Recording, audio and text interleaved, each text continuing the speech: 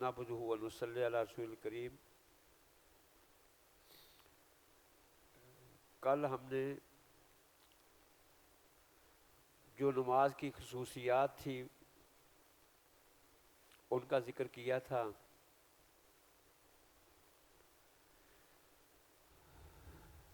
جس طرح روزے کی 2 قسمیں بیان کی ہیں، اسی طرح یہ نماز کی بھی 2 قسمیں ہیں، ایک فرض ہے اور ایک نفل ہے۔ فرضی نمازیں ایک دن اور رات میں 5 ہیں، اسی طرح جمعہ بھی فرائض میں ہے اور عیدین کی نماز جو ہے وہ بھی فرائض میں ہے۔ عید الفطر کی نماز بھی فرض ہے اور عید الاضحیٰ کی نماز جو ہے وہ بھی فرض ہے۔ اسی طرح اگر کسی نے نظر مانی ہے تو وہ نظر کی نماز جو ہے وہ بھی فرض ہو جاتی ہے۔ 5 نمازیں، جمعہ، دونوں عیدوں کی نماز اور نظر کی نماز، یہ فرض ہیں۔ یہ نماز، اس کے لیے کچھ شرطیں ہیں۔ شرط کا معنی یہ ہے کہ اس شرط کی عدم موجودگی میں نماز نہیں ہوتی۔ ما یلزم من عدمہ العدم ولا یلزم من وجودہ الوجود ولا عدم، کہ جس کے نہ ہونے سے مشروط کا نہ ہونا لازم آتا ہے اور اس کے ہونے سے نہ مشروط کا ہونا لازم آتا ہے اور نہ ہونا لازم آتا ہے۔ تو نماز کی شرطوں میں سے سب سے پہلی شرط وہ وقت کا داخل ہونا ہے، کیونکہ ہر نماز کے لیے اللہ تبارک و تعالیٰ نے ایک وقت مقرر کیا ہے۔ ان الصلاۃ کانت علی المؤمنین کتابا موقوتا، ایک وقت مقرر ہے، اور اس وقت کو بیان کرنے کے لیے اللہ تبارک و تعالیٰ نے جبرائیل علیہ السلام کو بھیجا، اور جس نے رسول اللہ صلی اللہ علیہ وسلم کو 2 دن نماز پڑھائی، نماز کا پہلا وقت بھی بیان کیا اور نماز کا آخری وقت بھی بیان کیا۔ تو نماز کے جو اوقات ہیں، سب سے پہلی نماز جو جبرائیل علیہ السلام نے پڑھائی وہ ظہر کی نماز تھی۔ ظہر کی نماز پڑھائی، اور نماز کب پڑھائی؟ جب زوال ہو چکا تھا، زوال کے کچھ منٹ بعد جو ہے وہ ظہر کی نماز پڑھائی، اور اسی دن پھر جب عصر کی نماز پڑھائی، اس وقت ہر چیز کا سایہ جو ہے اس کے برابر ہو چکا تھا۔ عصر کی نماز پڑھائی جب ہر چیز کا سایہ اس کے برابر ہو گیا، اور مغرب کی نماز پڑھائی حین افطر الصائم، جب روزہ دار جو ہے روزہ افطار کرتا ہے۔ روزہ کب افطار ہوتا ہے؟ جب غروب شمس ہوتا ہے، جب سورج غروب ہوتا ہے تو اس وقت روزے کی افطاری کا ٹائم ہے، اور وہی ٹائم جو ہے وہ مغرب کی نماز کا ٹائم ہے۔ اسی طرح عشاء کی نماز پڑھائی حین غاب الشفق الاحمر، جب سورج غروب ہوتا ہے تو آسمان پہ ہمیں سرخی سرخی نظر آتی ہے، جب وہ سرخی ختم ہو جاتی ہے اس وقت جو ہے وہ عشاء کا ٹائم جو ہے وہ شروع ہو جاتا ہے۔ اور فجر کی نماز پڑھائی جب جو ہے وہ فجر جو ہے وہ طلوع ہو گئی۔ یہ پہلے دن جو ہے وہ جبرائیل علیہ السلام نے یہ نمازیں پڑھائی۔ جب دوسرا دن ہوا تو ظہر کی نماز جو ہے اس کو لیٹ کیا، جب ہر چیز کا سایہ اس کے برابر ہوتا ہے اس سے تھوڑا سا پہلے پڑھی۔ اور عصر کی نماز جو ہے دوسرے دن جب ہر چیز کا سایہ اس سے ڈبل ہو جاتا ہے، دگنا ہو جاتا ہے، اس وقت پڑھی. اور مغرب کی نماز دوسرے دن بھی اسی وقت ہی پڑھی، اس میں کوئی تبدیلی نہیں ہوئی. اور عشاء کی نماز جو ہے وہ دوسرے دن جو ہے وہ ثلث اللیل تک جو ہے اس کو لیٹ کیا، جب رات کا 1/3 حصہ گزر گیا اس وقت پڑھی. اور جو فجر کی نماز پڑھی دوسرے دن اس کو روشن کیا، اس کو تھوڑا سا لیٹ پڑا، روشن کیا. اور اس کے بعد فرمایا الوقت بین ہذین وقتین. جبرائیل علیہ السلام نے کہا کہ جو امت مسلمہ کا وقت ہے ان نمازوں کا، وہ ان دو وقتوں کے درمیان میں ہے جو بیان کیے ہیں. اب اس میں ظہر کا جو ابتدائی وقت ہے اس میں سب کسی کا اختلاف نہیں ہے، اس میں کسی کا اختلاف نہیں ہے. سب کے ہاں ظہر کا جو ہے وہ ابتدائی وقت زوال کے بعد شروع ہوتا ہے. لیکن جو عصر کا وقت ہے ابتدائی وقت، اس میں احناف کا اختلاف ہے. احناف کہتے ہیں کہ جو اول وقت عصر کا ہے وہ جب ہر چیز کا سایہ ڈبل ہو جاتا ہے وہاں سے شروع ہوتا ہے. حالانکہ ہمارے پاس صریح روایتیں موجود ہیں کہ ان کے پاس کوئی صریح روایت نہیں ہے کہ یہ وقت کی ابتدا. جبرائیل علیہ السلام نے دونوں دن نماز پڑھائی اور دوسرے دن آخری وقت میں پڑھائی، وہ مثلین تھا کہ ہر چیز کا سایہ اس سے ڈبل ہو گیا. اسی طرح جو عصر کا جو آخری وقت ہے اس میں 3 قسم کی حدیثیں ہمارے پاس آتی ہیں کہ عصر کا آخری وقت کیا ہے. 3 قسم کی حدیثیں آتی ہیں عصر کے آخری وقت کے بارے میں.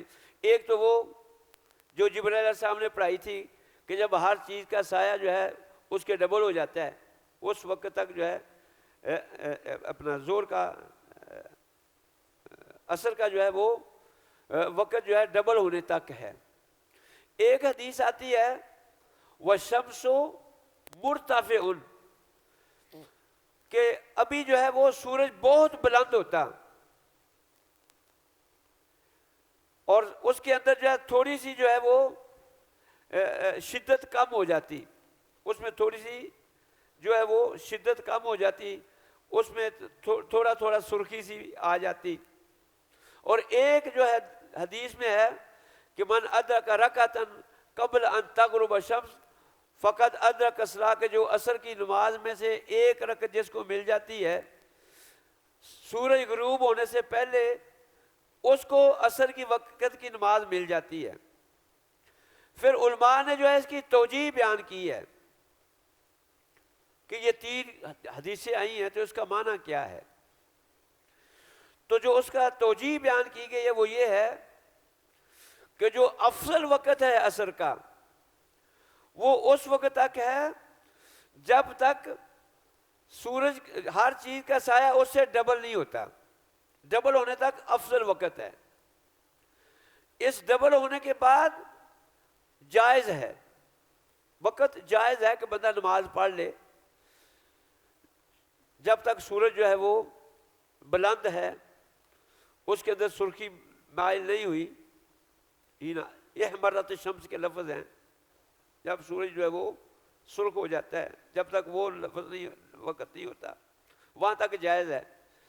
لیکن یہ جو غروب سے پہلے ایک رکعت ملنے سے عصر مل جانا، اس کی توجیہ یہ بیان کیا ہے کہ یہ اضطرار کا وقت ہے کہ اگر کوئی مجبوری ہے، کسی وجہ سے نماز نہیں پڑھ سکا یا سویا رہ گیا ہے، جب اٹھا ہے ابھی سورج غروب ہونے والا ہے، اس وقت ایک رکعت اس کو چاہیے کہ ابھی نماز شروع کر دے.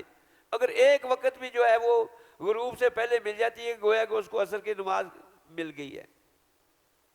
تو یہ ظہر کے آخری وقت میں اختلاف جو آپ نے کہا وہ صرف احناف کے ہاں ہے، کیونکہ ان کے ہاں جو ہے وہ عصر کا وقت جو ہے وہ مثلین سے شروع ہوتا ہے جب ہر چیز کا سایہ ڈبل ہوتا ہے. لیکن باقی جمہور کے ہاں ظہر کا جو آخری وقت ہے وہ اس وقت تک ہے جب ہر چیز کا سایہ اس کے مثل ہوتا ہے. تو عصر کے ابتدا میں یہ فرق اختلاف احناف کے ہاں ہے. اور آخری انتہا میں وہ اقوال جو میں نے آپ کے سامنے بیان کر دیے. مغرب کا آخری وقت جب تک وہ سرخی غائب نہیں ہوتی اس وقت تک مغرب کا وقت رہتا ہے. غروب سے بعد جب تک وہ آسمان کی سرخی غائب نہیں ہوتی اس وقت تک مغرب کا وقت رہتا ہے. اسی طرح جو عشاء کا جو آخری وقت ہے ابتدا میں تو کسی کا اختلاف نہیں ہے. جب وہ سرخی غائب ہو جاتی ہے اس وقت عشاء کا وقت شروع ہو جاتا ہے. اور اسی طرح آخری وقت میں ایک حدیث کے اندر جو ہے ثلث اللیل ہے کہ جب ایک تہائی رات گزر جائے. ایک حدیث کے اندر جو ہے وہ نصف اللیل ہے کہ آدھی رات تک. اور ایک جو ہے قول جو ہے وہ یہ ہے کہ فجر کی اذان سے پہلے تک ہے. اس کی بھی توجیہ جو ہے علماء نے وہی کی ہے جو عصر کی نماز میں کی ہے کہ جو افضل وقت ہے وہ ثلث اللیل تک ہے اور جو جائز کا وقت ہے وہ آدھی رات تک ہے اور جو مجبوری کا وقت ہے وہ فجر کی اذان سے پہلے تک کا ہے. جو مجبوری کا وقت ہے وہ فجر کی اذان سے پہلے تک کا ہے. اور فجر کا جو آخری وقت ہے وہ طلوع الشمس ہے. اس میں کسی قسم کا اختلاف نہیں ہے کہ جب تک سورج طلوع نہیں ہوتا اس وقت تک جو ہے وہ فجر کا وقت رہتا ہے. لیکن افضل وقت جو فجر کا ہے یہ ساری نمازوں کے جو افضل وقت جو رسول اللہ صلی اللہ علیہ وسلم نے اختیار کیے ہیں وہ سارے پہلے وقت ہی اختیار کیے ہیں. ظہر میں پہلا وقت اختیار کیا ہے, عصر میں پہلا وقت اختیار کیا ہے, عشاء میں جو ہے وہ اس میں پسند کیا ہے کہ اس کو لیٹ کیا جائے, اور فجر کا جو ہے وہ بھی پہلا وقت جو ہے وہ اختیار کیا ہے. اس کے بعد جو دوسری شرط ہے نماز کے لیے وہ ہے الطہارہ, پاک ہونا. یہ طہارت کی دو قسمیں ہیں. انسان جو ہے اس کی طہارت کی ایک ہے حدث اصغر سے اور ایک ہے حدث اکبر سے. اکبر کا معنی ہے کہ اس پہ کوئی غسل واجب نہ ہو, غسل واجب نہ ہو. اگر غسل واجب ہے تو اس حالت میں نماز نہیں پڑھی جا سکتی کیونکہ وہ طاہر نہیں ہے. اسی طرح بے وضو نہ ہو, اگر وضو نہیں ہے تو پھر بھی نماز نہیں پڑھی جا سکتی. یہ ہے طہارہ کہ آدمی کا جو ہے وہ پاک ہونا, دونوں پاکیاں, حدث اکبر بھی اصغر بھی. اسی طرح اس طہارت کے اندر جو ہے طہارت اللباس بھی آتا ہے, جہاں جب آپ نے نماز پڑھنی ہے آپ کا لباس جو ہے وہ بھی پاک ہونا چاہیے, اس پہ کوئی جو ہے وہ نجس نہیں لگا ہونا چاہیے. اسی طرح طہارت البدن بھی ہے کہ آپ کے جسم پہ بھی کوئی نجاست نہیں لگی ہونی چاہیے. اسی طرح طہارت المکان بھی ہے کہ جس جگہ پہ آپ نماز پڑھ رہے ہیں وہ بھی پاک ہونی چاہیے. یہ طہارت کے اندر, نماز کی طہارت کے اندر یہ ساری طہارتیں جو ہیں یہ ضروری ہیں. طہارت البدن بھی ہے, طہارت اللباس بھی ہے, طہارت المکان بھی ہے, اور اسی طرح حدث اکبر اور اصغر سے طہارت بھی جو ہے یہ نماز کی شرطوں میں سے ہے. اسی طرح جو تیسری شرط ہے نماز کے لیے جو ضروری ہے وہ ہے استقبال القبلہ. استقبال القبلہ کہ جب بھی آپ نے نماز پڑھنی ہے تو آپ کا منہ جو ہے قبلہ کی طرف ہونا چاہیے. اب جو نماز پڑھ رہا ہے اس کی دو حالتیں ہیں. ایک حالت تو یہ ہے کہ قبلہ اس کو نظر آ رہا ہے, قبلہ اس کو نظر آ رہا ہے, تو اس صورت میں تو شرط یہ ہے کہ آپ کا چہرہ بالکل قبلہ کی طرف ہو, بالکل قبلہ کی طرف ہو. جب آپ کو قبلہ نظر آ رہا ہے تو اس وقت یہ ضروری ہے کہ آپ کا قبلہ بالکل آپ کے سامنے ہو. اس لیے ہم دیکھتے ہیں کہ حرم کے اندر جو ہے وہ صفیں دائرے کی صورت میں ہے کیونکہ ہر ایک کے سامنے وہ قبلہ آتا ہے, کیونکہ وہ قبلے کو دیکھ رہے ہوتے ہیں. جو ہم نمازیں پڑھتے ہیں اب قبلہ جو ہے وہ اتنی بڑی جگہ تو نہیں ہے کہ ہمارے ہر ایک ہی وہ سامنے آ جاتا ہے.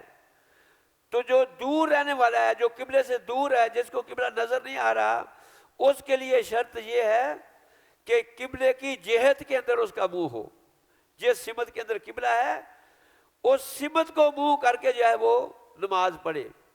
تو یہ بھی نماز کی شرطوں میں سے ہے کہ یہ شرط جو ہے، اس میں فرق ہے، دو قسم ہے۔ ایک ہے المعین، جو اس کو دیکھ رہا ہے قبلے کو، اس کے لیے تو شرط یہ ہے کہ قبلہ بالکل اس کے سامنے ہو، قبلہ بالکل اس کے سامنے ہو۔ اور ایک وہ ہے جو دور ہے، قبلہ اس کو نظر نہیں آ رہا، اس کے لیے یہ ضروری ہے کہ وہ قبلے کی سمت میں جو ہے اس کا منہ، قبلے جیسے ہم جو ہے غرب میں منہ کر کے پڑھتے ہیں، کیونکہ قبلہ ہماری غرب میں ہے، ہر ایک کے سامنے تو قبلہ ناممکن ہے۔ یہ جو پیچھے جو طہارت المکان، اس میں ایک چیز کا ذکر حدیث میں جو آیا ہے وہ میں بھول گیا کہ دو جگہوں پہ رسول اللہ صلی اللہ علیہ وسلم نے نماز پڑھنے سے منع کیا، دو جگہوں میں۔ ایک تو یہ جو قبرستان ہے اس کے اندر رسول اللہ علیہ وسلم نے نماز پڑھنے سے منع کیا ہے، قبرستان کے اندر نماز نہیں پڑھی جا سکتی۔ اسی طرح جو نہانے کی جگہ ہے، آپ کو جو حمامات ہیں جہاں ہم نہاتے ہیں، بیت الخلاء حمام کے اندر بھی جو ہے وہ منع کیا ہے رسول اللہ صلی اللہ علیہ وسلم نے کہ وہاں جو ہے وہ نماز پڑھی جائے۔ اسی طرح اس کا تعلق کراچی والوں کے ساتھ تو نہیں ہے، جو باہر رہتے ہیں، جن کو اونٹ جنہوں نے رکھے ہوتے ہیں، اونٹ کے باڑے کے اندر نماز پڑھنا بھی جو ہے شریعت نے اس سے منع کیا ہے۔ اونٹ کے باڑے کے اندر نماز پڑھنے سے شریعت نے منع کیا ہے۔ جو نہانے والے ہمارے حمامات جگہ بنائی ہوئی ہیں وہاں بھی نماز پڑھنے سے منع کیا ہے، اور جو قبرستان ہیں اس میں بھی نماز پڑھنے سے منع کیا ہے۔ چوتھی جو شرط ہے وہ نماز کے لیے وہ ہے ستر العورہ، ستر العورہ، کہ عورہ کو ڈھانپنا، عورہ کو ڈھانپنا۔ یہ نماز کا عورہ اور دیکھنے کا عورہ الگ الگ ہے۔ مثال کے طور پر یہ آدمی کے جو کندھے جو ہیں یہ عورہ نہیں ہے، عورہ تو نظر نہیں ہے، دوسرا آدمی کسی کے کندھے کو دیکھ سکتا ہے، لیکن نماز کا یہ عورہ ہے، کیونکہ رسول صلی اللہ علیہ وسلم نے فرمایا کہ کوئی جو ہے نماز نہ پڑھے جب تک اس کے کندھے پہ کچھ نہ ہو۔ اور اسی طرح نیچے کے حصے میں یہ سرہ سے لے کر یہ رکبتین، گھٹنوں تک یہ عورہ ہے، یہ جگہ ڈھانپی ہونی چاہیے، کندھوں پہ کچھ ہونا چاہیے، یہ مرد کا ہے، یہ مرد کا ہے۔ اگرچہ آدمی کوئی کمرے میں اکیلا بھی ہو، اس حالت میں بھی اگر اس کے پاس کپڑا میسر ہے تو کندھے ننگے رکھ کر نماز جائز نہیں ہے، نہ کندھے ننگے رکھ کے نماز جائز ہے اور نہ ہی ننگے نماز پڑھنا جائز ہے۔ آدمی کہے میں اکیلا کمرے میں ہوں، کون سا مجھے کوئی دیکھ رہا ہے؟ اب یہ عورت تو نظر تو نہیں ہے یہاں، وہاں کوئی دیکھ نہیں رہا، آپ اپنے کپڑے اتارتے ہیں بدلتے ہیں، لیکن اگر نماز پڑھنی ہے تو پھر جو ہے آپ کا نیچے والا حصہ یہ بھی ڈھانپا ہونا چاہیے اور آپ کے کندھوں پہ بھی کوئی چیز ہونی چاہیے۔ تو یہ نماز کا جو ہے یہ ستر العورہ میں آتا ہے، یہ مرد کا ہے۔ اور عورت کے لیے جو ہے اس کا سر بھی ڈھانپا ہونا چاہیے اور اس کا پورا جسم بھی ڈھانپا ہونا چاہیے، وہ اکیلے میں بھی ہو پھر بھی نماز وقت اس کے لیے ضروری ہے کہ اس کا سر بھی ڈھانپا ہوا ہو، اس کا جسم بھی ڈھانپا ہوا ہو اور اس کا نیچے والا حصہ وہ بھی پورا ڈھانپا ہوا ہو۔ تو یہ جو ہے نماز کی شرطوں میں سے ہے کہ آپ کا جسم جو ہے ستر العورہ ہو، کیونکہ اللہ تعالیٰ نے فرمایا ہے خذوا زینتکم عند کل مسجد، کہ جب بھی آپ نے نماز پڑھنی ہے، نماز پڑھنے کے لیے مسجد میں جانا ہے تو اس وقت جو ہے زینت کو لازم پکڑو۔ تو یہ چار جو ہیں یہ نماز کے لیے شرطیں ہیں جن کا اہتمام کرنا ہمارے لیے ضروری ہے۔ اللہ تعالیٰ سے دعا ہے اللہ تعالیٰ ہمیں صحیح معنوں میں اسلام کی سمجھ دے، اسلام پر عمل کرنے کی توفیق دے۔ وآخر دعوانا الحمدللہ رب العالمین۔